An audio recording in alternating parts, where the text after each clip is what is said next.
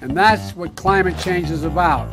It is literally, not figuratively, a clear and present danger. We are in the beginning of a mass extinction. The ability of CO2 to do the heavy work of creating a climate catastrophe is almost nil at this point. The price of oil has been artificially elevated to the point of insanity. That's not how you power a modern industrial system. The ultimate goal of this renewable energy, plan is to reach the exact same point that we're at now. You know who's tried that? Germany. 7 straight days of no wind for Germany. Their factories are shutting down. They really do act like weather didn't happen prior to 1910. Today is Friday.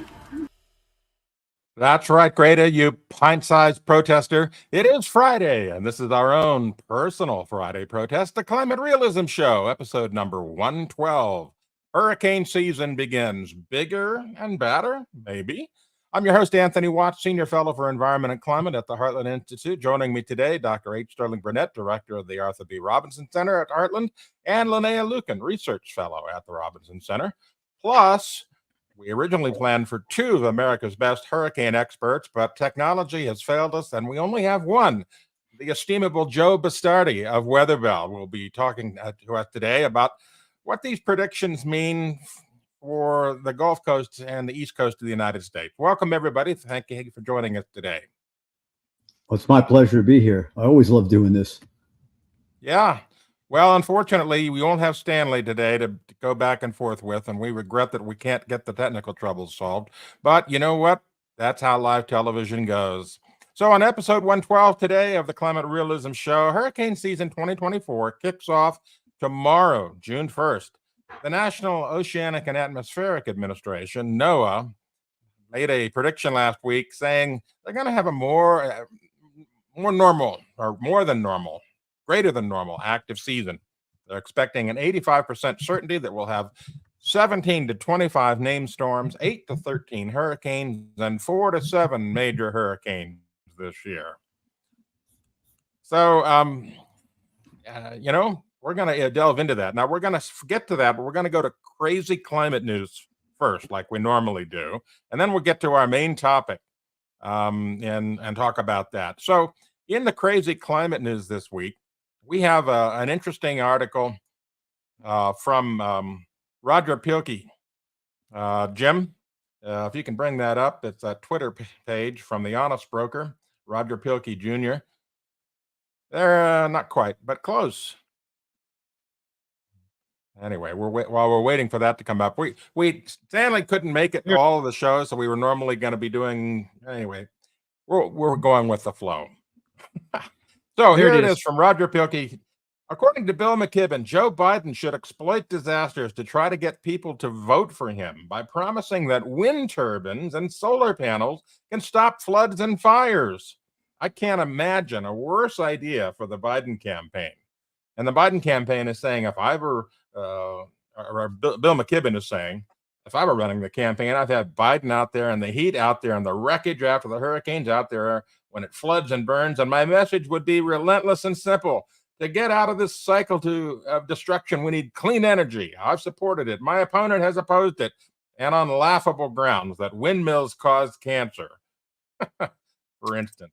So let's go forward, not backwards. Well, you know what? You can't change the weather. No matter how much you believe you can't change the weather. Not going to happen. And yet these folks seem to think they can.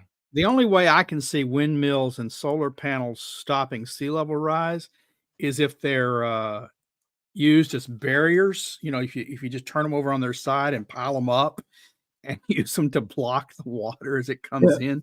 Build a seawall out of the disposed of wind turbines that are piling up in West Texas right now. Yeah, I've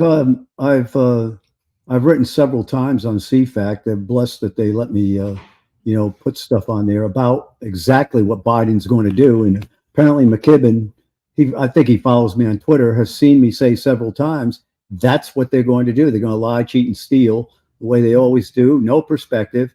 And this is how they get away with that kind of stuff, because the average American doesn't know what happened before.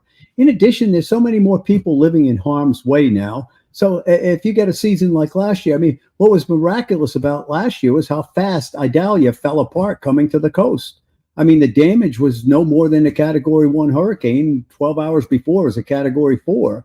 And instead of looking at that kind of stuff and all the positives that go on, these guys, they're just going to do it. I mean, I actually thought 2 years ago Biden would declare the climate emergency. I've written a couple of, again, blogs on that. But it's smarter to do it during the election season. And guys like McKibben, they just lie. They don't care. And we're dealing with zealots here. And I've tried to get this across to a lot of people on our side of the issue, that we fight the science. We have the science. We won the science. But the fact is, when you have a committed amount of zealots that will do anything and they happen to grab the reins of power, I mean, look what happened in Germany. Look what happened in Russia. I'm sorry if everybody wants to stay, science, science, science. But it's not about that. I've never, since 2015, 16, I've never thought, after that super El Nino with the temperature spike, I say, now they got to see it. They got to see it's a water vapor in the oceans and large natural forcing. Nope. Didn't make any difference to anybody. So it's, I don't know how you deal in a world where you got people who they lie without even caring about it. I don't know if they're ignorant or they're deceitful. I can't figure it out sometimes. But I remember McKibben saying when Irene was coming up the coast, she was a Category 4 in the Bahamas. And McKibben goes, this is the future with global warming, right? And guess what happened? She hit as a Category 1 or 2. You know, none of these long track storms, the ones that develop out in the Atlantic, way out in the Atlantic, and they're Category 4s and 5s, none of them have reached the United States, with the exception of Irma, as a major hurricane. Florence fell apart, Dorian fell apart, Matthew fell apart. It's a remarkable statistic because you did not see that in the 30s, 40s, and 50s. Those long track beasts were monsters that came in. And we've got a lot of these compact storms now. So I've already gone off here, and I'm sure we got more climate crazy stuff that Anthony wants to get in, so I'll shut up for a little while. Well, I got plenty of crazy stuff. You know, we've all seen the craziness en masse. It's like every day there's a new onslaught of climate craziness. And we covered this last week, but here it is again. This fire at this battery facility for backup power, they now say it could go on for weeks. Weeks. Gosh, who would have thought that you couldn't put a lithium fire out, right? And you know, my main question is, now nearby areas that are also using big battery pack factories for backup power, they're sitting there thinking, do we really want these in town? maybe we should have these factories miles from any residence or business. But more importantly, you know, those were for backup. So what's their backup now? These are supposed to fill in. It ain't filling in while it's burning, folks. In the end, those things will be more of a problem than nuclear waste, because everybody's afraid of where we're going to put the nuclear waste if we want to have nuclear power plants, which would destroy I get a kick out of Bill Gates. I mean, the guy is such, I don't know, he's got so much money. He's got more money than God, so he can't be stupid. He must just be so obsessed. He says trees have nothing to do with the climate. And I'm like, how is that even possible? You know, over 50% of the states in the United States are carbon negative, never mind neutral, because if you look at their emissions versus the amount of trees they have and what trees take out of the atmosphere, the CO2, they're actually at a deficit. Now, there's some states that aren't at a deficit, obviously. But Gates says stuff like that. And my opinion is, if you're afraid of the CO2 boogeyman, all right, then you push for more greenery and you push for nuclear power. And I'm still trying to figure out where the heck this energy is going to come from to run these electric vehicles. Anyway, I see Stanley's on. That's good. Says he is right here, I guess. They're not going to have power to run the electric vehicles. California shows you the way. Buy electric vehicles, buy only electric vehicles. But by the way, as the power goes out, don't charge your electric vehicles. So basically, you've got a nice paperweight or a lawn ornament with your electric vehicle in the summer there. Well, the other thing, we're going to have to rebuild all the roads because the roads, okay, let's say you're a trucker. You guys have all seen way stations. The darn battery for a truck is so heavy that the roads aren't going to be able to take this stuff, and the guardrails aren't going to be able to take a crash. You know, who thinks that you put 1,000-pound battery in the front of a car and your braking system is actually going to survive more than 3 or 4 years just with normal usage? But this is what's going on, and my opinion is the whole thing. And I write about this on CFAC. I wrote about the climate offensive that's starting now, and there's so much nonsense coming out that you can't stop it. You can't sit there and counter every single thing. All right. But you have so much of this going on that people are overwhelmed with it. And they just said, I just want to live my life, throw up my hands, whatever, you know. I mean, when you have an 18-year-old girl who, you know, happens to be suffering from depression, becoming the spokesman for this, and the fact that she gets angry, releases the endorphins that make her feel better about herself. I mean, what does that say? You got a pope calling people stupid, right? It's insane world. And you know, if I tell my wife all the time, if I didn't have God in my life, I don't know what the heck I would do, really, because you go out of your mind over here. I actually think in an interesting way, and I tell this to people all the time, the evil you see makes you realize that the only place to counter it is with faith. That's how I look at it. And I believe that, you know, I was blessed to be in this field, and I'm going to keep playing until the good Lord pulls me out of the arena. But on the other hand, I'm going to try to tell the truth or give someone an opinion. If I'm wrong about it, I say, hey, I'm wrong about it. I learned something, you know. Linnea wanted to say something, I think. Yeah. So anyway, well, what I was going to say regarding the batteries is just that, you know, we're going to have these battery factories no matter what. I mean, if we're continuing to build out electronic infrastructure in general, you know, if we're going to have all these phones and if we're going to continue to use lithium battery technology, they're going to exist. What's nuts is that we've had them for long enough at this point that you would think that they would have really strong suppression systems. Like I know on offshore in the oil rigs and stuff, like you don't store batteries in a room that doesn't have like a CO2 system to pull the oxygen out of the room as soon as it starts, you know, like they don't store them in just like out in the open in random places. And they're super careful about, you know, you're not supposed to have anything that can generate any static when there's gas in the air, that kind of thing. Like it just blows my mind that they're handling these super large quantities of a known hazard. And it seems like, I don't know if the rate of these things going up in flames is higher than like any other factory, but it seems like it's happening quite a bit lately. So I don't know. Okay, so let's go on to our next climate craziness of the week. Politico reported over a year ago that Congress provided $7.5 billion for electric vehicle chargers, and so far they've built 0. Not surprising. The government can't do anything right. But guess what? Now it's a year later. They've made huge progress. Let's go to the next one. $7.5 billion in government cash built only 8 chargers in 2.5 years. Wow. Progress.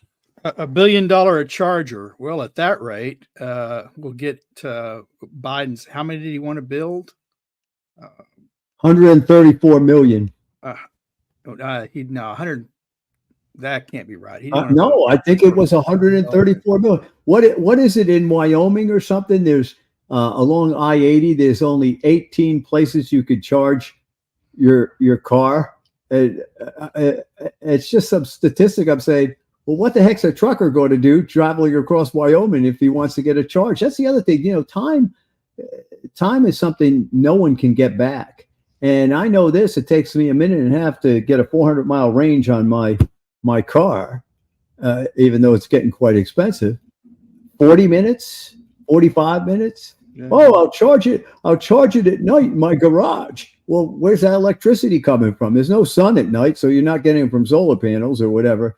I did want to say, speaking of boondoggles, does anybody that built that pier off Gaza actually understand what happens in the Mediterranean? How they can get big storms? Like, did you ever read the Bible with Paul? 14 days of hurricane force winds or whatever. Now, I had a relative that was actually forecasting for that storm, and he nailed it perfectly. Sound like Trump there. Oh, I was right about that. No, but what happens is you're building a floating pier, and it's not in a protected bay. So what do you think is going to happen if there's a northwest wind, 15 to 25 miles an hour, which is not a strong, it's fresh breeze for those people over there, right? But it's coming across the Mediterranean, causing 10 to 15 foot seas from Greece. Let's say you have a northwest flow from Greece toward Lebanon. What do you think if you have a floating pier that's whatever long? What do you think is going to happen when those waves start hitting the pier? I'm looking at this going, did you consult any meteorologist on this? It's not quite a climate crazy, but I'm surprised no one's blamed climate change for it yet. Well, we did have a similar story 2 weeks ago, not with the floating pier, but with the floating solar panel, floating solar industrial park. I think it was in Malaysia or Indonesia, the largest in the world, got wrecked when a storm came in and blew all the panels against each other, crunched it all up. Genius. By the way, these are not solar farms; they're solar deserts. I wrote solar that. Industrial facilities. Yeah, well, I call them solar deserts because they destroy the environment, the natural environment around, and the temperature can hit 70 C over these panels. In fact, what we should do is we should require a weather station in the center of these solar deserts so we can see exactly what's going on relative to the environment around it. All right. I'll bet you. I can imagine those things are really toasty in the middle of those solar farms. So what do you do? You're creating your own little, I don't know, heat island, and you start putting it all over the place. What's going to happen? I'm torn between it because it would likely enhance upward motion of any thunderstorm approaching. So I'm sitting there looking at it, but this is something nobody seems to think. I haven't heard anybody think about this, but if you're a meteorologist, you're sitting there going, well, if I have a 2 by 2 square mile, 2 by 2 area, 4 square mile area covered with solar panels that used to be nice green grass with bunny rabbits hopping around and butterflies and all this, right? And it's now covered with environmentally safe solar panels. It's probably going to wreak havoc, not only where it is, but around it. Well, that's why you've got a good recommendation that some weather station need to be solar, but it has to be a manned weather station. I propose placing an assistant director of NOAA at every large wind farm. That's his new station, right in the middle of it, in a cinder block hut with his equipment, or a floating, the equivalent of a cinder block hut, whatever that would be, in the ocean. And then we'll see how long we want to keep building these things. My suspicion is the administrator, after one hot day, would say, no, we got to close this thing down. Yeah, well, it's weird. You know, they had the picture of the tornado hitting in Iowa, hitting that wind field. I've been through that wind field before. First time driving back from Lincoln from watching some wrestling. And when I went through there, I go, what the heck's going to happen here? If it doesn't even have to be an F5, get an F3. What are you going to happen if all this stuff that we've been hearing about hurricanes, how bad they're going to be? New England is in its longest hurricane drought on record, I believe. 32 years with no landfalling hurricane on the New England or Long Island. So suppose because of the jacked up water. Yes, let's save that for when we get into our main topic. We're still in the crazy climate news. Yeah. Well, that's what it had to do with the windmills offshore. But all right. What is going to happen is you take down a few of those windmills, there'll be more than whales you're worried about washing up on the beach. I'll tell you, that's the other thing too. Where I wrote this in CFAC, where are the environmentalists with this stuff? What happened to them? They're environmentalists of convenience. If it's not convenient for them, they don't like it. If it's convenient for them and their message, they're all for it. That's the whole bottom line with those bozos. It was All right, let's move on. It was about power and control before. It's about power and control now. They thought they could control you with species and land lockups before. Now they can control you with climate change, whatever suits their desire for power. Right. So let's move on to our next slide. This one is pretty profound. This is from Dr. Robert Rode, who is the co-founder of the Berkeley Earth Surface Temperature Project. He says, so many global warming conversations are like, A, let the globe warm. I have air conditioning and it's rather cold here anyway. Or B, but what if people in India and South America find warming intolerable? Will you help them? Answer, no, bleep them. I mean, really? Wow. This is from a scientist. It's funny. They are having a heat wave in New Delhi now. I look at the weather in India because the onset of the Indian Ocean monsoon is crucial for the hurricane season. We know that if it's we know that if the I should talk about later, but May is the hottest month in India, and you had these boneheads going, it's unbelievable. It's hitting 45, 46 C in Delhi. The normal high is 44 C in Delhi in May, by the way. What's going to happen during the summer? What's going to happen? The monsoon comes in. It's cool. It's in the 80s and low 90s every day. It's not 105, 110. India is at the same latitude as Saudi Arabia. If it's not raining, guess what's going to happen? I see so many of these, and I don't know if the people are ignorant or they just want to make their point. Now, there are a lot of things I'm ignorant about. And when I get corrected, I go and look. I say, that guy's right about that. I will adopt it and it'll make me stronger. But I'm just amazed at just the same repetitive, don't look, for instance, this whole heat wave in India, 3/4 of Asia is below normal. 3/4, including the coldest areas in Asia 3 days ago, were colder in magnitude than the warm was. Now, someone, if they're smart, they come back and say, well, of course that's the case, because the hotter it gets, the tougher it is to get hotter. Okay. Right. But I want to point out the temperature that they recorded that was the hottest ever in India. Oh my God, we're going to die. Was based on faulty data. The equipment was shown to be bad. It read high. I think I saw that. Yeah, of course, that didn't stop the media. The media just goes out there and slathers out doom and gloom, because climate change is causing everything bad today. Mm-hmm. And when the monsoons come or don't come, if they come and they're severe, it'll be climate change. And if they don't come and there's the farmers suffer, it'll be climate change. But no matter what, it'll be climate change. So like one of these things where I'm associated indirectly with the Penn State wrestling team. They're one of the best wrestling teams in the country. And the kids asked me about climate change. I said, well, let me tell you how you score climate change. It'd be the equivalent if I was wrestling you and you scored on me, I would get the points. That's how they do it. No matter what happens, they're correct and they get the points. And it's just astounding watching this. I think it has to do a lot with, give everybody a trophy. I mean, that is coming home to roost. And the other thing is we don't teach critical thinking anymore. Now, I love What's Up With That, Anthony Site, and I love Mark Levin. I love Mark, but I can't. I go to What's Up With That. I know my blood pressure is going to go through the roof because I'm putting a plug for you, Anthony. Climate change causing blood pressure rises throughout the world.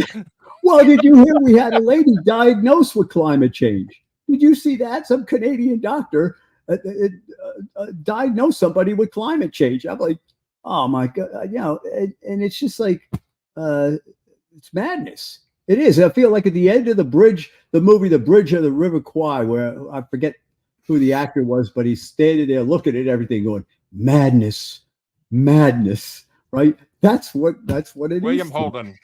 William Holden. That's right. Yeah. That was a great movie. It was.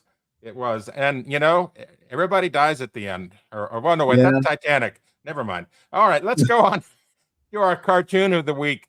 This one, well, not really a cartoon, but it could be. Tesla introduces a new rooftop tent so you and the family can sleep while it charges, or if you're waiting in line. I saw a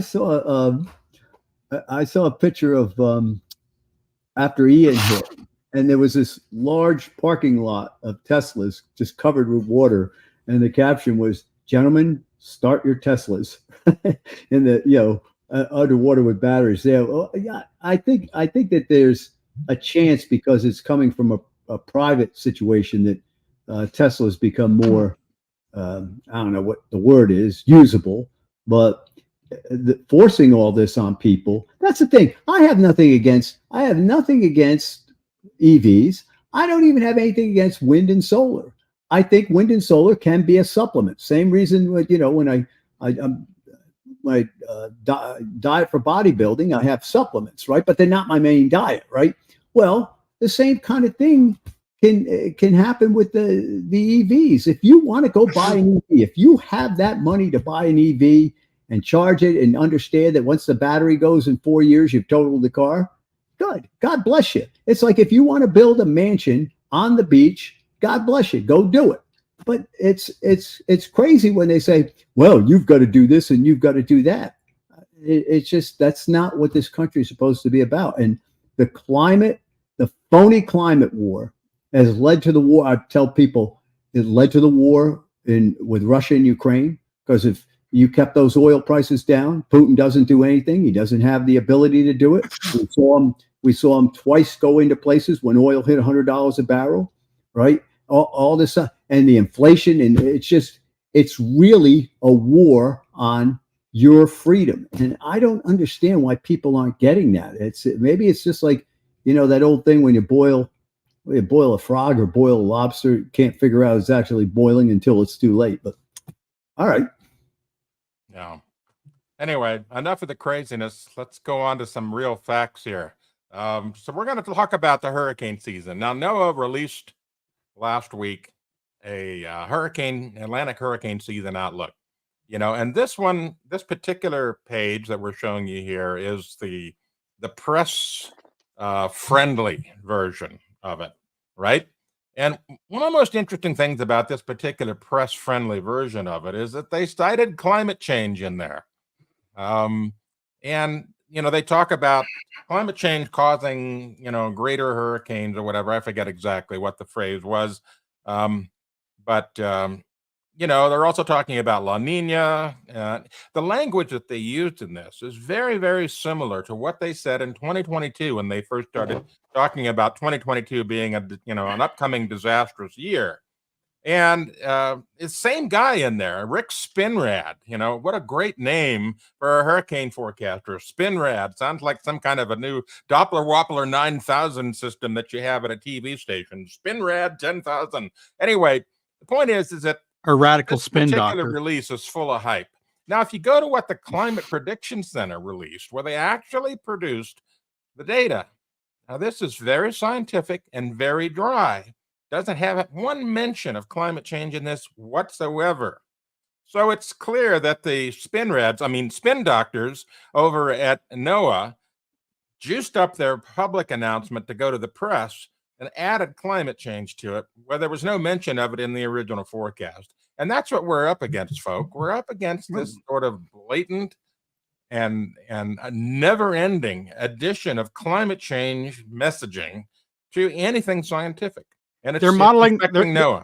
They're modeling their behavior after the Intergovernmental Panel on Climate Change, who puts out very staid, largely boring reports, hundreds of pages long, that don't predict climate alarm. And then they produce a summary for policymakers, largely produced by the policymakers, or at least directed by the policymakers, which is filled with climate alarm. So they're just following IPCC's leadership there. Yeah. Well, my opinion is, go ahead, go Joe. on. Go ahead. Well, my opinion, there's plenty to be alarmed about. On December 7th, Weatherbell put out our hurricane forecast for 25 to 30 storms, hurricanes 13 to 17, majors 5 to 8, and the total ACE of 200 to 240. We have 10 storms, named storm, actually impacting the United States. What does that mean? You could have a storm east of you. If you get tropical storm force winds, it counts as an impact. Hurricane impact, I expect at least 5 storms and perhaps as many as 8 to impact the U.S. With hurricane conditions. Major hurricanes 3 to 5. We have a red cone painted. This came out December 7th. And it was based a lot on my climate hypotheses on what is driving the sea surface temperatures, why the Atlantic had no ability to cool. But I knew that La Nina was coming back gangbusters. And for those of you who follow me on Weatherbell and follow me on Twitter, you heard me saying that when that El Nino was trying to peak. We did not even get, we had a cold PDO, and in the Southern Oscillation Index did not even record an El Nino this year. So while we had a very, very warm Eastern and Central Pacific with that situation, all the players around it said it cannot be sustained. And sure enough, the La Nina is coming on, leaving the Atlantic in unbelievable shape for a lot of storms. Our three analog years, 2005, 2017, 2020. And we match up all the conditions. Now, what had to happen, I will probably never put out a forecast that early again. And with everybody piling in, you got man with 35 storms or whatever, and almost everybody's up in the low to mid 20s. It means if it doesn't happen, I'll simply be longest. But on the other hand, our companies, remember, I'm in the private sector. So here's the problem. If you're in the private sector, if you do not produce value-added information, bye-bye. There's no reason to pay for me if I don't give you something that's helping. If I'm not helping you, why pay for me, right? Obviously, the Hurricane Center, they're great forecasters. So what do I bring to the table? I have to bring something to the table. And when I was looking at this as this El Nino was evolving, and again, working with some of the people I work with behind in the background on some of the things that we believe are driving a lot of the warming of the oceans now, it just looked to me like this thing was going to be reversed and was going to lead. And the European computer forecast has the highest forecast it's ever had. The model highest is, in what way? well, the highest ACE, the highest number of storms, they're right on top of us. So what happened was when we reissued the forecast in May, I didn't change anything. I've never done that. So I don't think this is hype from NOAA. I mean, they are blaming it on climate change is certainly what they love to do, but we have 2 to 3 times the normal amount of ACE index forecasted for the U.S. coast. So help me understand this, because the language that they used is virtually the same that they used in 2022. And they started out in 2022 talking about, more hurricanes, worse hurricanes, more named storms, so forth and so on. And 2022 was a dud. And they had egg on their face. It was a dud What's relative. different? It was a dud relative to 21 and 20.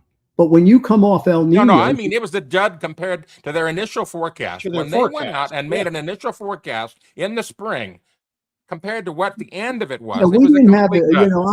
I am not going to speak for another forecaster. I wasn't in their office, so I don't know what's going on. We didn't. No, I'm asking you, what's different this year? Well, first of all, you're coming off an El Nino, so there's a reversal taking place. Secondly, the Atlantic is at record warm levels. It's warmer than it was last year. And basically what you have is, and the Western Pacific is going to shut down, Anthony. We've had the second latest start on record. And here's what happens.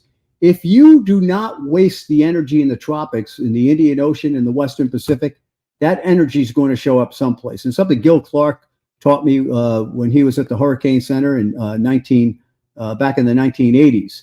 And before the Madden-Julian oscillation, which I just live and die with, before that came out, Gil detected as to how that rotational, the rotation of that band of low pressure around the equator would lead to increased activity. He'd always watched the Western Pacific. Now, years when the Western Pacific was down, and I had to watch the Western Pacific because in the 70s, when I was going to Penn State, we didn't have a lot of hurricanes. So my professor, Dr. John Kerr, made me go study typhoons because the typhoon seasons were unbelievable back then, right? And the Atlantic was not. So what you're seeing is here's the Gulf of Mexico. You see the graph that's up there? Yeah. Oh yeah. Now, we're ahead of schedule for our ocean heat content, and I think that's part of the reason that everybody's alarmed. But let me ask. So let me ask. You know what we call? Hold on a second. We called this forecast in December. The forecast from Weatherbell was the hurricane season from hell. All right. The parameters are all there. That doesn't. Now, what has to happen to really seal it is in August and September, the central Atlantic and has to cool. When that happens, all the heat gets incubated in the main development regions. The other thing we look for, folks, is the Mann-Julian oscillation in phase 2 and 3. And if you've noticed, we have had all the major hurricanes that hit the United States that developed within 2 days of the coast have developed in the Mann-Julian oscillation phase 2 or 3. Now, you're not going to hear this or see this unless you're getting our discussions, which, by the way, are available for the public, right? Or you're going to say, well, we got this condition, that condition, but we have so much more going on. The fact that you're going to have ridging at 500 millibars is going to be in the western part of the United States and over the northwest Atlantic, right? That whenever the old timers taught me that when you see a lot of ridging in the northwest Atlantic, that's the Newfoundland wheel. When you have, and that's why I think, Anthony, you're going to have a very hot summer out there. Everything's going to reverse. But what happens is that western ridge, and it's been in Mexico, right?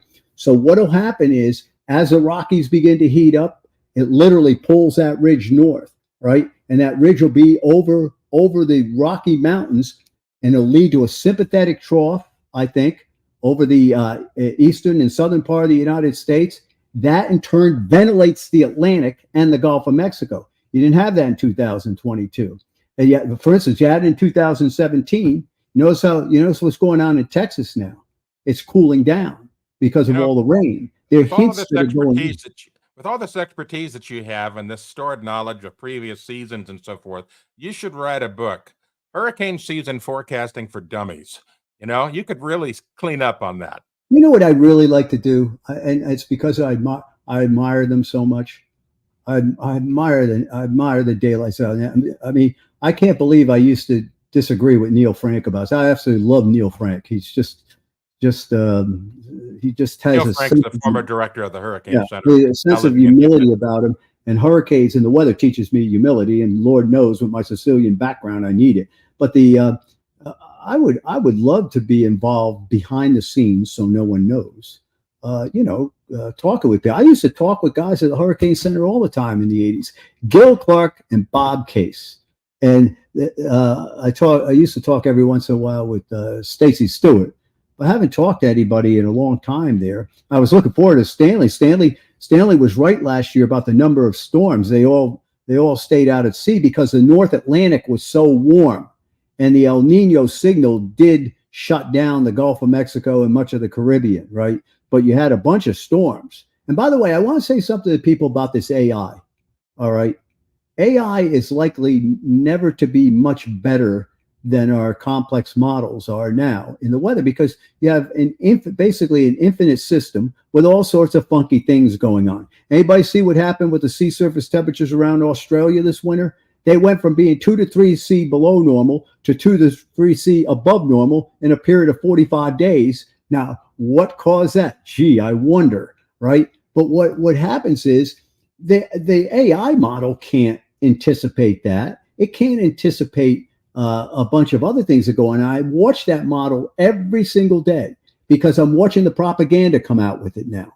And it's funny because a lot of people in the meteorological community are jumping up, oh, this is the greatest thing since chocolate candy. Well, you're not going to have a job pretty soon if that's right. And if you actually look at it every day like I do, it's all over the place, right? So last year, it was directing Hurricane Lee. There were 3 or 4 runs that directed Hurricane Lee and up Narragansett Bay, except not by the south-southwest, coming from the south-southeast. That would have been a Category 3 hurricane hitting New England from the south-southeast, would have been the most devastating hurricane on record. What happened? It went 300 miles east of Providence, all right? I think they had a shower one afternoon over there on September 15th. So they're going to help us. They're going to help us with this, but I don't think they're the know-all, end-all about the whole thing. Joe, can I ask a question? Yeah. So this is, of course, hurricane season doesn't officially start until tomorrow or tonight at midnight, right? But we haven't had a single named storm, tropical storm in the North Atlantic. And it's the first time since what, 1983 since that's occurred. No. It's despite the heat. No, it's the latest since 1983 for the Northern Hemisphere to get started. Well, the northern hemisphere. That's what we're talking about here. It's not the Northern Hemisphere is also the Pacific Ocean. So what Klossbach was referencing was the 1983 season didn't start till June 8th, and that was with the Pacific typhoon. So what happens in the Atlantic Basin, there are many years it doesn't get started till later than June 1st. In fact, I can't get off the top of my head. For instance, Alicia developed August 15th. Andrew developed August 8th or 9th, I forget, the A storm. But they do generally try to. The reason you're not seeing it now is the Mann-Julian oscillation, Sterling. It's over in phases 4 and 5, and that shuts down the Atlantic. The reasons why it's in 4 and 5 now is likely because the Indian Ocean's been so warm. But as the Indian Ocean cools, what happens is when the ocean gets warm, surface pressures tend to lower. The Mann-Julian oscillation is all about surface pressures. So what we're seeing, the strong signal, and we anticipated this because we anticipated the La Nina coming back on, that shuts down the upward motion over the central Pacific. Where is the upward motion going to show up? It's going to show up over the Atlantic. Why is it going to show up over the Atlantic? Because the Atlantic is very warm. The way you produce the long track monsters, and I'm afraid they're going to be a couple this year, all right, the way you produce it is to cool the central Atlantic. If you ever notice the hurricane season 2005, the central Atlantic's cool, and you're left with warm water between, let's say, 25 north and South America, and that can amplify the storms. What we have to worry about is these in close developing storms. Now, you notice there was NOAA put out this thing says size matters. I have been talking about this for 20 years. I developed a power and impact scale. I sound like Obama over here. I'm sorry about that, folks. But I developed this power and impact scale and say Saffir-Simpson doesn't cut it anymore. You could have a 110 mile an hour wind in a 5 mile area, and it'll get the same rating as, let's say, a Hurricane Donna or something. You have to incorporate the size of the storm. So what I put in my impact scale to see what the total energy is, because that's what I think we have to measure to make any difference with climate change, because these Nimrods come along and say, they're getting worse, right? Well, no, they're getting smaller. They're actually smaller storms. They're more fist of fury. You look at Charlie versus Ian versus Donna, and I bring this up all the time. Charlie they all hit as category 4s in the same place in Florida. Charlie, peak wind gust in Miami on the other side of the peninsula was about 30 miles an hour. Ian, it was 50 to 60 miles an hour. Donna, 100 miles an hour. Now, how the heck are those storms in the same category? They're in the same category because all they were worried about is the wind at the center. And when you're talking about these smaller storms, obviously a smaller storm does not carry the same amount of energy as a larger storm. My goodness, if you look at some of these hurricanes that have hit the eastern seaboard in the 40s and 50s, it's like if I did not know and actually go to Blue Hill, actually go to Providence, Rhode Island, and look at the high water marks, I can't even believe that could happen with the strength of these storms. A wind gust to 186 miles an hour, Blue Hill, Massachusetts. Oh, yeah, okay, it's up at 600 feet. Still 186 miles an hour? No wonder there's 30 to 40 foot waves coming up Narragansett Bay. And, you got Obama lives in the, I should be friends with him because I'd love to ride out a hurricane in his house. He lives at the top of a funnel-shaped bay, all right, facing south. You know what happens in Martha's Vineyard if you get one of these hurricanes coming up through there? It'd be underwater over there, right? But I'll buy my house on the beach. Look at Bezos. He bought 3 mansions on a man-made barrier island in South Florida. That's another place. So it's been 32 years since South Florida, within 50 miles of Miami, has been hit by a major hurricane. I can't even believe that, right? So there are places where there are hurricane droughts going on relative to the history. So anyway, there's all this stuff. You have to look at the entire picture. Storms are developing in close to the coast. They love to do it in phase 2 and 3 of the Mann-Julian oscillation. Remember Harvey? On August 21st, everybody's staring at the eclipse I'm telling my clients Harvey, which was east of Honduras at the time, would be a major hurricane. All right. I'm sorry about the eyes, folks. The fact is, Weatherbell is a relatively small shop. And I also found out indirectly that I'm sort of shadow banned. So despite the fact that I put our forecast out over 150 times on Twitter since December 7th, no one seems to know about it. Right. Which may be the good Lord protecting me in case I'm wrong. So anyway, there's so much stuff out there and so many things to talk about. And it's like anything. Why aren't the climate change? Before we get into the next one, let's go to this one. Let me just say something real quick. Why aren't we talking about how storms are going down the Western Pacific? The average ACE index of the Western Pacific is 3 times that of the Atlantic, yet we've had 4 years in a row with some kind of near record low. Last year, it's unbelievable. El Nino season, they only had 15 named storms out there. The average during the El Nino season in the Western Pacific is 28. It was a record low year. This year, I think they could have a record low ACE. That's the big climate change signal out there, more so than the Atlantic, which comes up and down and comes up and down. And like I said before, if you don't get the Western Pacific going wild, you better look out in the Atlantic Basin, and that's one of the things the media doesn't care about the Western Pacific because it's not America. Well, let's put it this way. If we're thinking globally, we've got to look at that. If you're forecasting for the United States, you better darn well be looking at the Indian Ocean, the Pacific, what's going on in Australia, all these areas, and none of them do. I watch people just, it drives me crazy to watch. You got 3 people discussing a line of showers going through Atlanta at 5 o'clock for rush hour, but you won't have someone actually go in and dig into what the source of the warming is. Why is it warming here, not over here? The nature of those things. How is that affecting the global wind oscillation, sea level pressures, vertical velocity? You know that Willie Soon in that bunch, the Connollys, have discovered the Hadley cell has literally disappeared. What's the Hadley cell? It's a belt of upward motion and high pressure over the tropics. Why does it disappear? Because the heating is distorted. It's away from the equator. So if there's more upward motion further north and further south, what happens to the vertical velocities over the equator? And what does that mean? Less clouds. What do less clouds mean? Well, more sunshine to warm the ocean in the tropical areas. I mean, all these things are linked, and no one wants to say boo about them. Oh, it's CO2. Okay, so I want to bring up a graph of ACE, which has been plotted since around 1980 to the present, and show you just where we were. It ended in 2022, and I didn't get 2023 onto that, but look at this. There is no discernible pattern in the accumulated cyclone energy. Yeah, so, you know why? Because the Western Pacific is down so much. I don't know if that's Dr. Maui's stuff. I love Ryan's stuff. And but we're in a global. We're supposedly talking about global thing. How many people live on the East Coast of the United States, the Gulf, the Caribbean, and Mexico on the East Coast?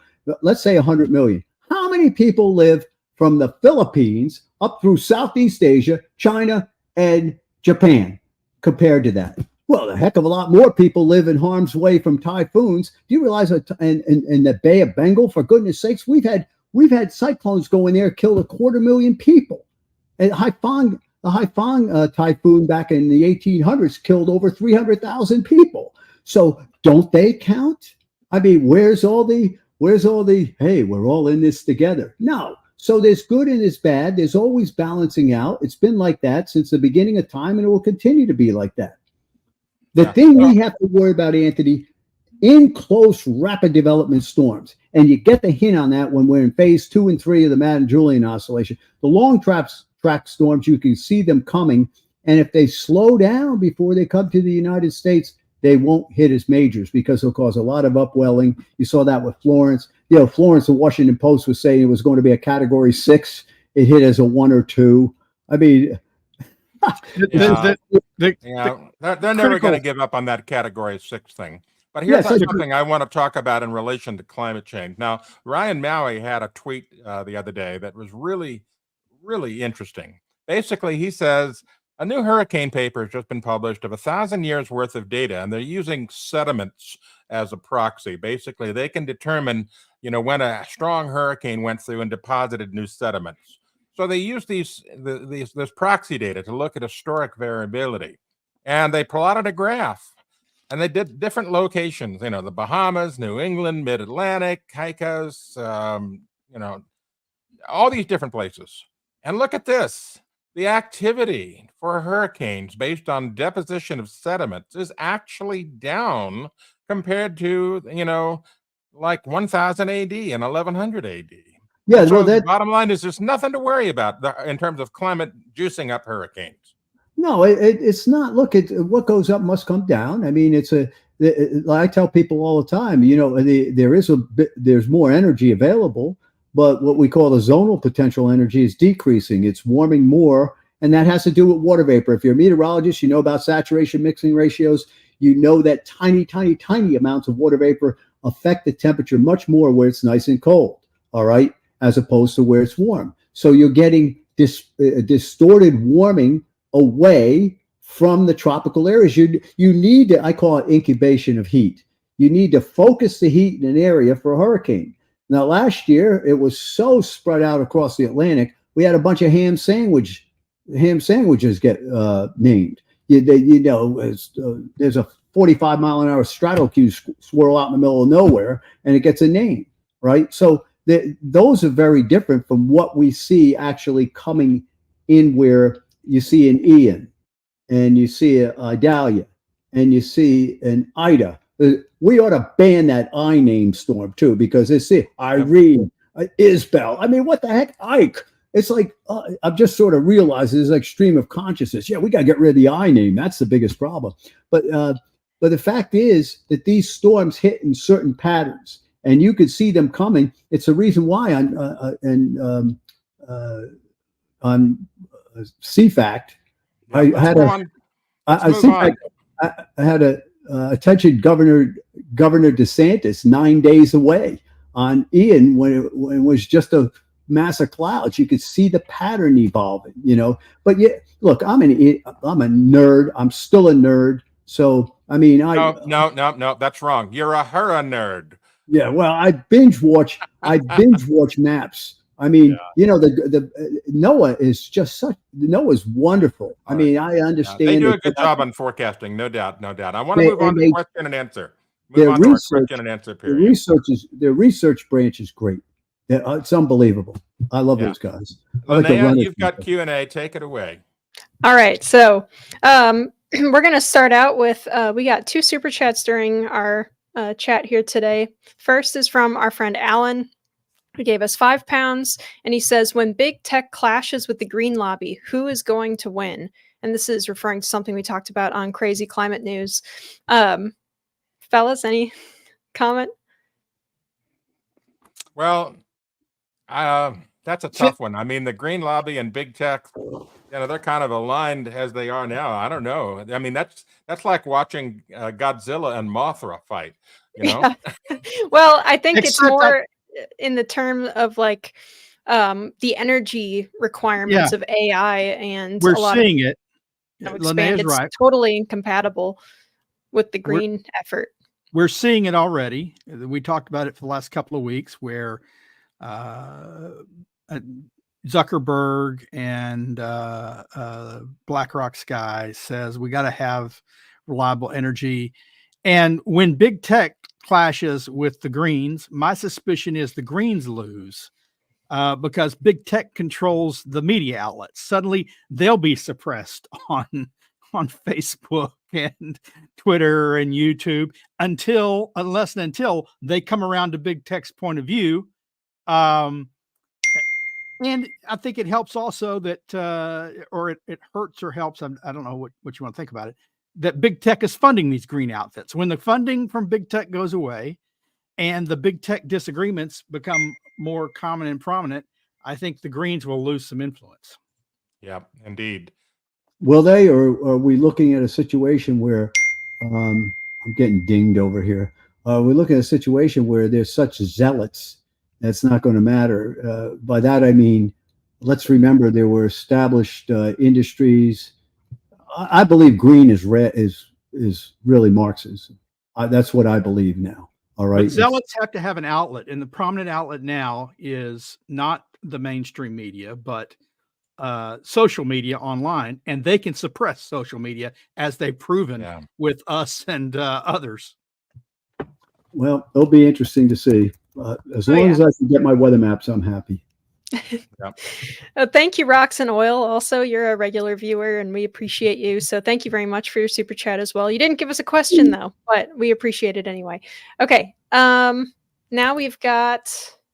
By the way, I want to add that amount of money that we got from Rocks and Oil and that other fellow, amounting to £5 and $5, that's still 10 times more than the amount of money we get from Big Oil. Yeah. So thank you guys. I can't believe my Koch brothers check. Been 15 years. Every day I'm out in the mailbox, and the Koch brothers. I had Bill Nye tell me I'm in the pocket of the Koch brothers, and I'm like, what? Whatever. I have some idiot professor over at Chico State that tries to slime me with that lie on a regular basis, and he hasn't. It's impossible to talk to these people. Anyway, go ahead, Linnea. All right. So from Bogus, which is a great name, he says, has anyone charted out the difference between pre-season predictions and final hurricane numbers, say, since Katrina? Yes, they're all available on the European site, and they have some very good years and they have some very bad years, as all of us do from time to time. For instance, their 2005 was forecasted to be a very down year.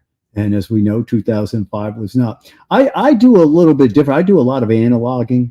By that, I mean, I go back and I try to mix and match past years. I have to take into account changes in the input is very different. No, I wouldn't say very different, but different now because you're dealing with a warmer source region and you're dealing with it being warmer in one place and maybe not as warm in another place. So you have to try to keep that in mind. But one thing I did notice early, and this has to do, again, with this hypothesis I have that El Niños, if they're going to be strong, they can't last. I mean, in other words, you could have had this El Niño collapse, but it just sort of be wishy-washy. It's almost like it's got to flip to the other side because of what actually goes on. So if you know that, you know that you're not going to see the Atlantic cool, and the Atlantic's already very, very, it stayed warm through the winter, right? We had nothing to come in there and try to take it down.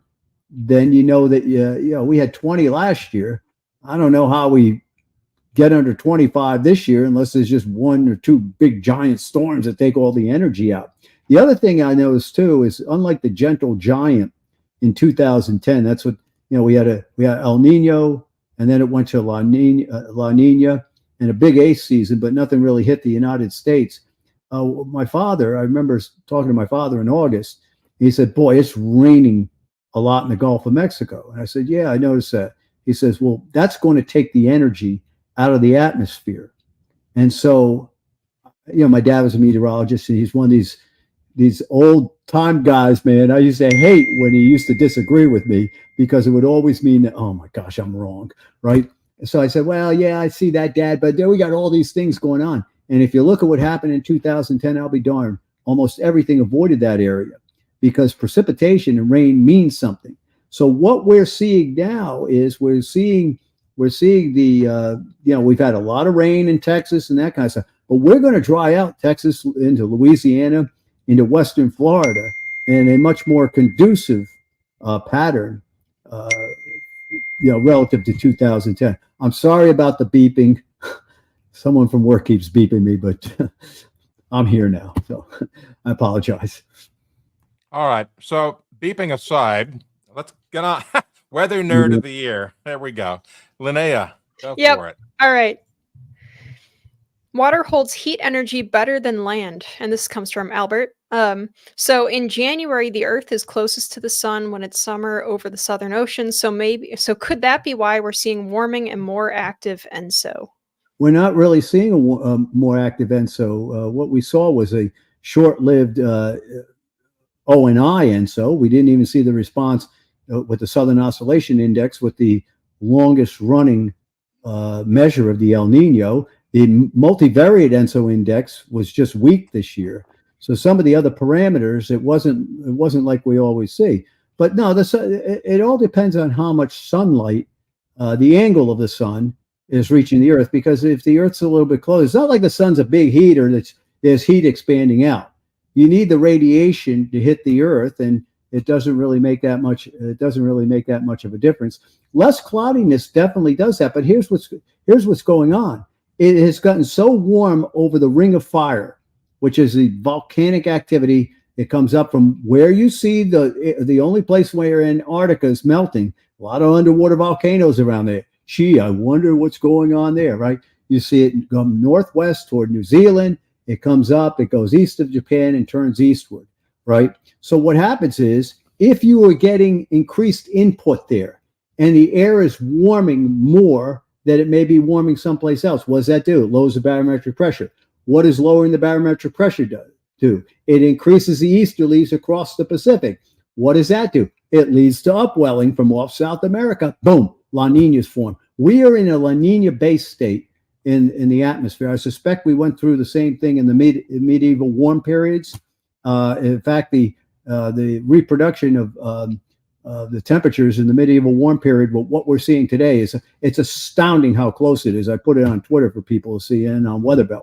But what happens is, when you get that kind of distortion, even if you're going to get an El Nino to try to fight back, because the atmosphere, the ocean and the atmosphere are always going to try to fight back. But they're either weak, or if they're going to be strong, they're going to come up and go down fast. And that's what you saw happen. At least the theory was tested, and it looked like it worked pretty good. All right, next question, Linnea. Well, we don't have any more questions from the audience, but I have a question.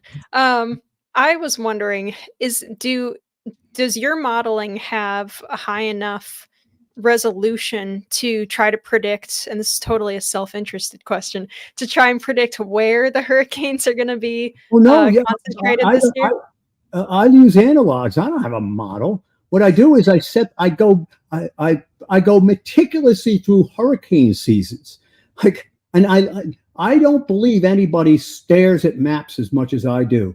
And look, I'm a geek. I've always been a geek. You know, I did wrestle in college because I didn't want people to think I'm a geek, but I'm a geek. I hung out at the weather tower all the time. And so what I do is I go, my father taught me this. He said, where you stand today was built yesterday to reach for tomorrow. So what he always used to say to me, he says, I don't care how good the computers get and all this other stuff.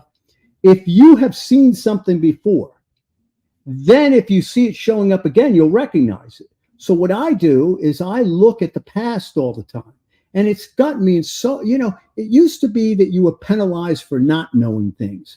In today's age, with people who believe that history began 10 minutes ago, you're penalized for actually knowing things because you expose stuff. Now, whether I'm right or wrong, what I do is I start lining up patterns. I believe the weather is a movie. It's not a snapshot. And I tell everybody, I get not aggravated, but, winter comes and people, the subscribers drop off, and then they peak during hurricane season, drop off. And I go, you don't understand. You're coming in during the snapshots.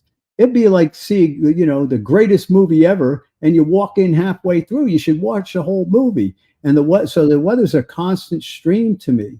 And, I was asked one time, I was at Heartland's conference, and I guess there were some people there that don't like Heartland, and I happen to love Heartland, but I was at the conference and someone asked me, why are you so happy all the time? Well, first of all, I'm not happy all the time, but they asked me that. I said, do you realize how blessed I am that every morning I get up and it's Christmas? Because no matter who's causing the climate to change, the weather is always there. And what I resent is that you took something that I loved from when I was 2 or 3 and you've dragged it into a sewer, and it's a phony situation. So that's why you see me get passionate about the whole thing.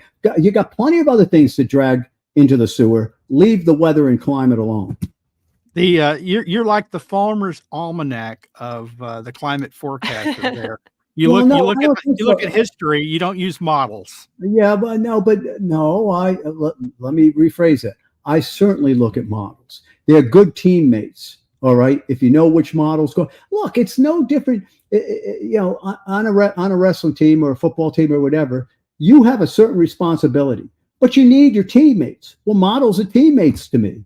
And there's some days I say, well, let's not throw the ball over there. But in the end, in the end, I have to take responsibility, for what happens. And there's some things that are coming at us today, as far as where the rapid oceanic warming and Wis Yim over there at Hong Kong, the Hong Kong Institute, I guess it is.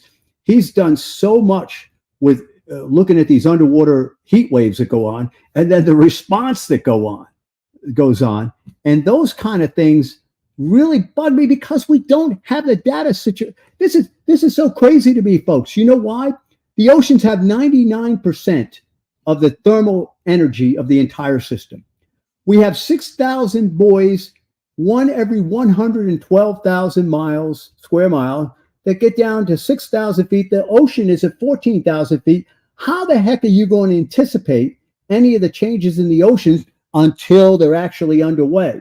Now, if you look at what the CFFC2s do with the ocean temperatures, it is cooling. I've never seen a drop like this. Well, the reason is because it's so warm. I've never seen it so warm either. But it drops it so dramatically by winter. I suspect those buoys are seeing cooling going on at the 6,000 foot level. Sure enough, this morning I'm talking to my friend Dr. Vitorino about it, and he says, I can't get the data for another 2 to 3 months, but the initial data looks like the geothermal input may be shutting down compared to what it's been. Well, we're going to find out. That excites me too, because it would test my hypothesis. Any forecast is a test. So that's how I look at it every day. So before we go, I want to make sure that all of you know about a new video series by the Heartland Institute. Linnea has been doing these, talking about our climate at a glance topics. And we put in 2 new videos a week on our video channel on the heartland.org website. And if you haven't seen them yet, these are great. They're nice, simple synopses of climate facts that you can listen and watch, and they're really well done. So then, take a look and show them, spread them around, share them on social media. They are effective and they are factually based. Linnea, anything else from you? Right. Well, we're definitely trying to reach more some younger audiences and stuff with both of the formatting that we decided to do for these videos, and also with kind of short form. But it turns out that everyone seems to like the short form, so I'm happy about that. It's turning out really well. I'm glad people are liking them. They're all based off of what we already have published at the Climate at a Glance for Teachers and Students book, which we have an app for. There's the little sidebar thing. We have it on iPhone and also Android. So download the app if you guys want. We're going to figure out a way. I don't know if we've really cleaned it up yet, but we're working on getting the videos linked on the app and the website as well. We're trying to figure out the best way to do that, and it's coming along. So thank you guys so much for all of your support on all of this stuff. Right. Thank you so much. Joe, thank you for joining us today. Your insight, wisdom, and historical knowledge are always greatly appreciated. And of course, Sterling and Linnea, thank you for your expert commentary. And in the background, Jim Lakely producing this week, keeping everything under control. Before you go, I want to remind you to visit climateataglance.com, climaterealism.com, energyataglance.com, and of course, my website, whatsupwiththat.com, for all of the factual things you'll never see in the mainstream media. I'm Anthony Watts, Senior Fellow for Environment and Climate, thanking everyone for joining us today, wishing you a great Friday and a fantastic weekend. Bye-bye.